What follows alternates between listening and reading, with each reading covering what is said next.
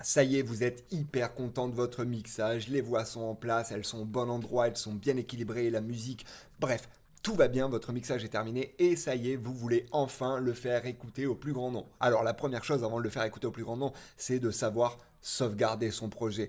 Et pour le sauvegarder, ben, on va faire tout simplement fichier, enregistrer ou enregistrer sous si vous ne l'avez encore pas enregistré. Fichier enregistré sous. Alors moi ici, je vais créer un nouveau dossier sur mon bureau. Il vous propose de l'organiser sous forme de paquet ou de dossier. Moi, je vous conseille d'en faire un dossier comme ça. À l'intérieur de ce dossier-là, vous pourrez ranger d'autres choses, vous le verrez plus tard. Et ensuite, il vous propose d'enregistrer tout un tas de choses. Vous pouvez tout sélectionner si vous avez envie ou tout simplement laisser juste les données audio Alchemy et les fichiers audio, puisque de toute façon, vous n'avez rien fait d'autre sur un projet comme celui-ci. Et vous allez faire enregistrer.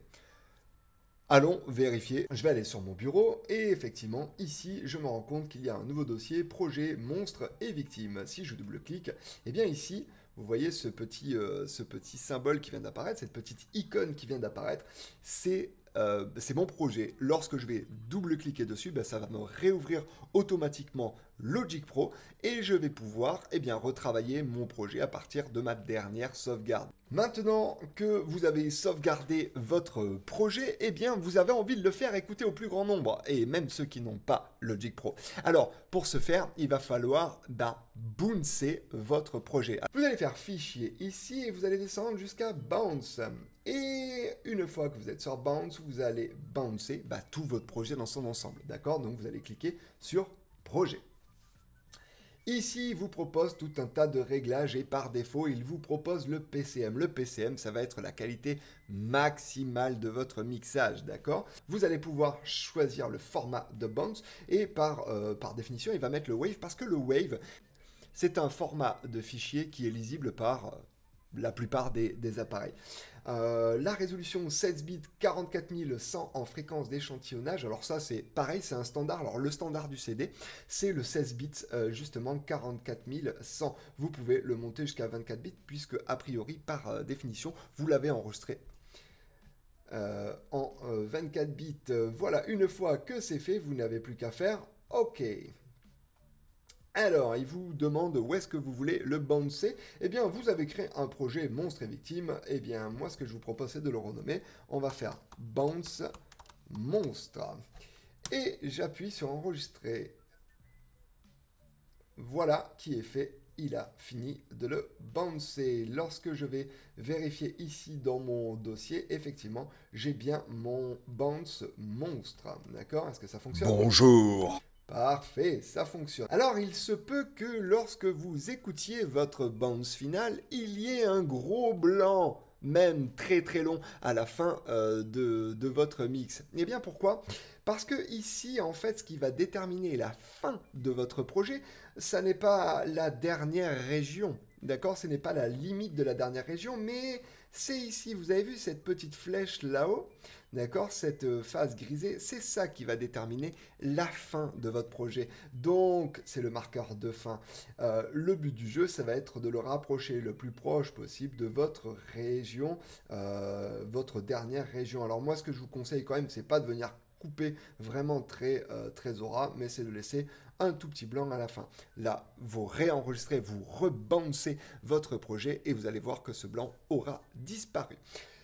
Vous savez sauvegarder, vous savez bouncer, mais savez-vous exporter un piste par piste? Alors, le piste par piste, à quoi il peut bien servir? Eh bien, imaginons que vous avez tout enregistré, mais vous n'avez pas du tout le temps de mixer votre projet et vous connaissez un cousin qui sait bien mieux le faire que vous. Alors lui, il va avoir besoin de quoi? Il va avoir besoin de tous vos enregistrements. Il va avoir besoin de toutes vos pistes pour ensuite les traiter. Sauf que votre cousin, il n'a pas Logic Pro, il travaille sur Pro Tools. Ouais. Ou sur Cubase. Bref, il va avoir besoin de vos fichiers neutres. Alors plutôt que de faire solo sur chaque piste et de les exporter les unes après les autres, eh bien, il existe une méthode beaucoup plus simple qu'on appelle l'exportation piste par piste. Alors, je vais faire fichier ici et je vais faire exporter. Vous voyez qu'il me propose plusieurs choses et notamment une piste comme un fichier audio ou toutes les pistes en fichier audio. Ben, c'est exactement ça qu'on veut nous. On va aller faire toutes les pistes en fichier audio. Alors là, vous voyez qu'il me propose par définition d'exporter tout ça dans mon dossier. C'est pour ça que c'est intéressant aussi d'avoir créé un dossier sur votre sauvegarde. Quelles sont un petit peu les caractéristiques qu'il nous propose? Plage, élaguer le silence à la fin du fichier. Bon, bah ça c'est chouette parce que bah effectivement toutes les régions ne font pas la même taille et bah, plutôt que d'avoir un blanc jusqu'à la fin de projet, eh bien ça va l'élaguer, ça va le couper à la fin de la région. Donc ça, on le laisse comme ça. Format d'enregistrement, le Wave, bah, comme je le disais tout à l'heure, c'est le format le plus lisible par tout le monde, donc on va le laisser là-dessus. Profondeur de bits, 24 bits, eh ben, c'est la résolution de toute façon de notre projet, donc on n'y touche pas non plus. Et là, par contre, ce qui va être intéressant, c'est les deux petites cases ici. Ignorer les modules d'effet. Là, je l'ai coché. Bah, effectivement, mon cousin, lui, il n'a pas besoin d'entendre les équalos que j'ai fait parce qu'il va tout refaire. D'accord? Donc, effectivement, je vais ignorer les modules d'effet. A contrario, si je sais mieux faire un équalo que mon cousin, eh bien, je vais décocher cette case-là. D'accord? Inclure l'automation du volume et des panoramiques. Eh ben, c'est la même chose. Vous avez fait un traitement sur le son, sur le volume de chaque piste, et vous avez même pané à gauche ou à droite chacune de vos pistes. Est-ce que vous voulez inclure ça ou non dans votre export de fichier? Eh bien non.